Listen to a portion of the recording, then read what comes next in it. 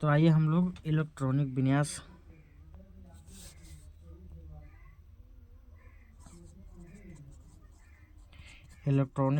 निकालना सीखेंगे हम लोग कैसे निकालें। तो इलेक्ट्रॉनिक विन्यास निकालने से पहले हम लोग ये देखेंगे SPDF जो कच होता है, तो इसका जो होता है 2n², तो इसको में 2 रखने का क्षमता है, और P में 8 क्षमता रह सकता है, और D में 18 और F में 32 इलेक्ट्रॉन रह सकते हैं।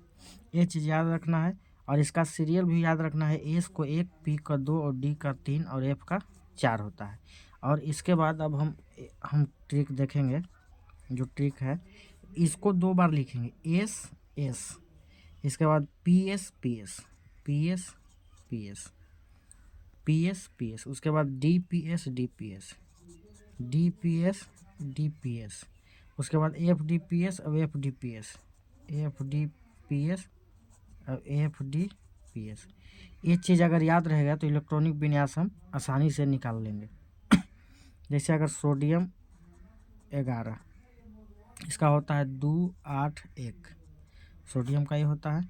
इसका इलेक्ट्रॉनिक विन्यास अगर निकालने के लिए कहें तो ये फार्मूला से SS, तो S में 2 रखेगा, इस S में 2 रखेंगे तो SS 2, 2, 4, और उसके बाद P में 8 रखने का क्षमता है, तो 8 तो रखेंगे नहीं, 8 लास्ट में रखते तो 2, 2, 4, और इसमें रखेंगे 6, और उसके बाद 1, तो SPS,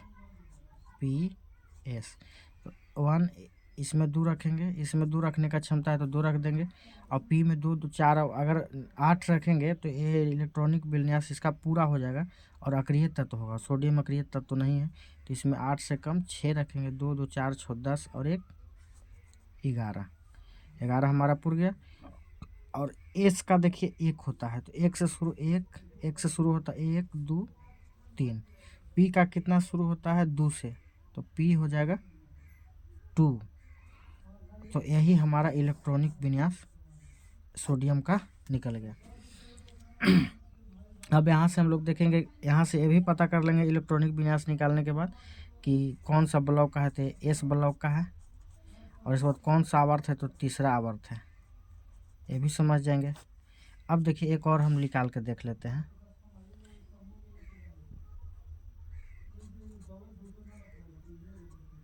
Cl17, तो इसका 2, 8, 7,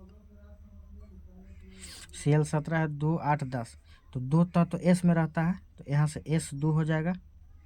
उसके बाद SPS, तो 2, 2, 2, 4 और 6, 10, उसके बाद S में 2 रहेगा, 10, 2, 12, उसके बाद P में 5।